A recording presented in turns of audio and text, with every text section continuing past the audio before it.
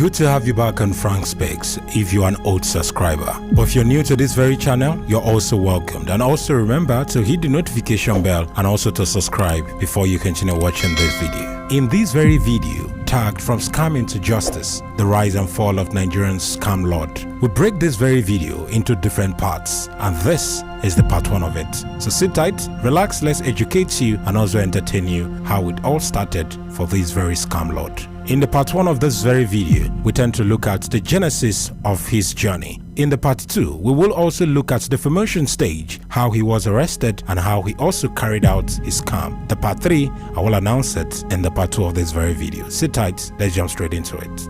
Who is Ray Hushpuppi? According to his Instagram bio, he is a real estate developer. But is this really the case? Here is the man's biography. Raymond Abbas, born 11th October 1982, commonly known as Hushpuppi or Ray Hushpuppi, is a Nigerian former Instagram influencer and convicted felon. Until his arrest by the Dubai police in June of 2020 and subsequent extradition to the United States, Abbas posted pictures and videos of his lavish spending on exotic cars, watches, designers' clothes, bags from expensive brands like Gucci, Fendi and Louis Vuitton, and of himself boarding helicopters with celebrities, footballers and Nigerian politicians. Or while on charter jets, he claimed to be a real estate developer. He also holds a passport from St Kitts and Nevis, which was fraudulently obtained from a shammed marriage to a St Kitts and Nevis citizen's early life. Many news platforms have reported that Abbas was once a second-hand clothes seller in Lagos. Abbas prided himself on his humble beginning. Hushpuppi's close associate, Mumfa, once revealed that his dad is a cab driver in Lagos, citing interviews with old neighbors of Abbas. TheCable.com reported that Abbas had a reputation as a Yahoo boy, a local name for cyber criminals, was not supported by his mother, had not lifted any of his old friends from poverty, and had ignored multiple warnings regarding his lifestyle. He is the subject of the 2011 song Tell a Person by Nigerian singer Timaya featuring Olamide and Fino, with whom he had a long-running feud. The song contained lyrics directed towards Abbas, indirectly accusing him of being a swindler and lavishing his money on designer clothes instead of investing in profitable ventures, and warning him that he would soon be caught by authorities. Many view the song as a prophetic warning that was fulfilled with his arrest. Popular Instagram celebrity Hushpuppi is also known for his flamboyant and luxurious lifestyle. His lifestyle has been sent to influence several African youths who aspires to live a large life like him. Prior to his arrest by the FBI, Hushpuppi's source of wealth was not clearly known. This very video will satisfy your curiosity on everything you need to know about Hushpuppi. Hushpuppi's lifestyle. Hushpuppi lived an extravagant lifestyle, always flaunting his designer clothes, shoes and cars on Instagram. He enjoyed wearing designer brands like D&G, Fendi, Gucci and many others. He had often accused some celebrities of wearing fake clothes, which have caused feuds between him and these celebrities. Hushpuppi's source of income. Hushpuppi's story suddenly changed after he relocated to Malaysia. Since then, there were speculations about how he muffled from rags to riches in such a short time. Some said he has rich friends. However, Hushpuppi said he was into real estate investment. His true source of wealth was revealed when he was arrested by Interpol in Dubai for allegedly cybercrime in June of 2020. Following his extradition to the United States, as stated earlier, Hushpuppi is facing criminal charges for conspiracy to laundering money obtained from business email compromise frauds and other scams, including schemes that defrauded US law firm of about $40 million, illegally transferred $14.7 million from a foreign financial institution, and targeted to steal $125 million from an English football club. According to the FBI, Hushpuppi, along with others, defrauded a client of a New York-based law firm out of approximately $922.85 in October of 2019. On the day of his arrest in Dubai, detectives reportedly found $40 million in cash, 13 luxurious cars worth $7 million, 21 laptops, 72 smartphones, 15 memory storage cards, 5 external hard drives, and 800,000 emails of potential victims alongside suitcase filled with cash. Hushpuppi enjoyed the best of rides prior to his arrest. He does not shy away from buying and showing off his exotic cars.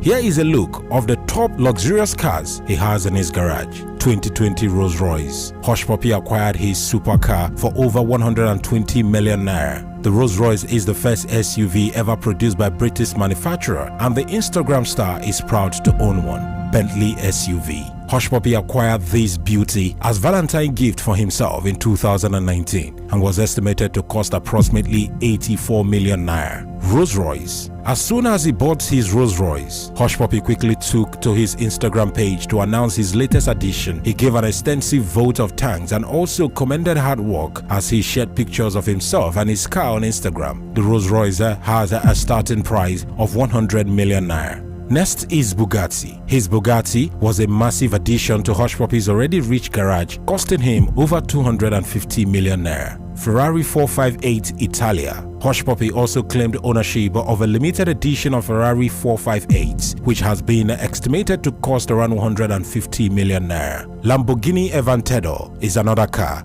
This car, carefully crafted from the legendary Lamborghini, is nothing short of beauty, creativity, and speeds peculiar to Lamborghini products. This car cost an estimate sum of 115 million naira. Other popular and exotic cars in Hushpuppi's garage include Range Rover Sport, Mercedes-Benz G-Wagon, a Ferrari 488 GTB, a Mercedes-Benz Maybach. In most of his pictures, Hushpuppi is found of wearing clothes matching the color of his cars. Hushpuppi's house. Hushpuppi lives in a luxurious house in Dubai worth millions of naira. He also has a luxurious mansion in Nigeria. Hushpuppi's net worth. Hushpuppi has a net worth of over $35.5 million, equivalent to over 17 billion naira. Criminal Investigation Office in the UK have been frustrated by the fraudsters who snatch thousands of pounds from bank accounts before anyone can do anything about it. They believe that the proceeds from some of the frauds are going to finance drug trafficking. Now the epidemic is spreading into Eastern Europe, which has been described as a con man's dream in its hunger for business. As criminals exhaust their credibility in English-speaking countries, the Nigerian government is not making an effort to clamp down on the increasingly sophisticated frauds, which often involves officials and fraudulent documents claiming to be from a central bank of Nigeria, the Nigerian National Petroleum Corporation, the Ministry of Defense, or international oil companies. Nigerian Deputy Inspector General Police recently announced on Radio Nigeria that the Nigerian police are now investigating more than 1,000 complaints of frauds, warning foreign businesses to be aware of the danger. In US police training manuals bearing comparison with the notorious trade gangsters who have been extorting Southeastern Asian criminal practice to the Europe and the US since the turn of the century. British police, however, are wary of the outstanding phenomenon, describing it as a loosely organized hardcore of criminals involved in fraud and based in Nigeria and other countries around the world that operates carriers and runners overseas in committing these crimes. The existence of a crime ring amongst London Nigerian community is now being investigated by British detectives, where evidence have been uncovered of a planned operative to defraud British banks and building societies of billions of pounds. Derek Harper and Alan Smith operates the British Bank Association Fraud Intelligence Unit, set up a few months ago to investigate bank crimes. Smith maintains you only have to talk to any policeman or any bank in any country who will tell you, yes, we have a problem with Nigerians and other countries around the world. Recently, we are seeing the problems which were identified in Germany, Holland, and Spain spreading to Bulgaria, Romania, and Poland. The majority of it is straightforward forgery. Once the criminals have obtained details of a customer bank's account, they then forge a transaction on the account, normally a request for an international money transfer. But as Harper points out, quite frequently, there are no goods and services involved. The money is being used for financing drug trafficking. In such case, the money is transferred from one bank to another in different countries to confuse the trail, or the account is cleared with a carrier walking out with a suitcase full of cash. In recent years, West Africa in general and Nigeria in particular has become a major port of call for international drug traffickers from Asia and Latin America to Europe and the US via Nigeria, replacing the old route via the Middle East and North Africa. One-third fraudsters. Authorities in the US maintain that 1 in 3 persons arrested on drug trafficking offenses in the US in recent times have been Nigerian connections. Now the world is becoming aware of the problem. Nigerians living, working, or simply traveling overseas are under suspicion no matter how harmless and legitimate their intentions may be. The last thing law-abiding Nigerians seek to settle overseas or do business there need is a bad reputation with police, banks, and businesses. But that is what they are getting. While an anti-immigration campaign is being waged in Euro press and racism is rearing its ugly head in Germany, France, and Spain, the fraudsters criminally play on the still widespread image of Africa abroad as economically sophisticated and corrupt to the core.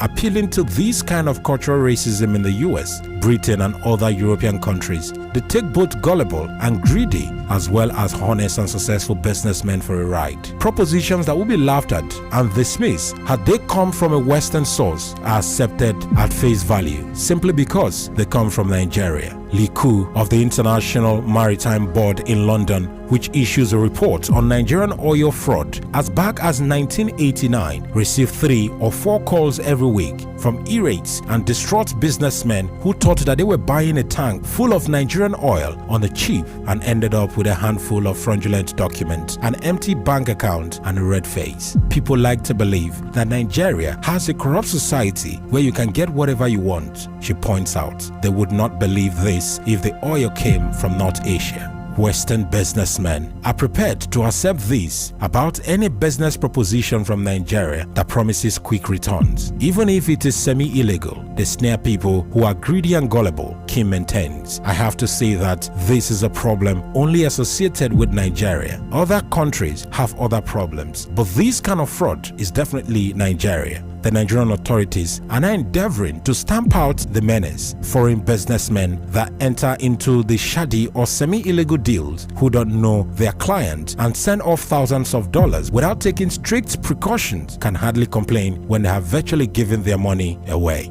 British banking law does not, as yet, prevent banking transactions that could be illegitimate, although new legislation is in place that could change that soon. The money laundering directives will become the law of the land, hopefully this year.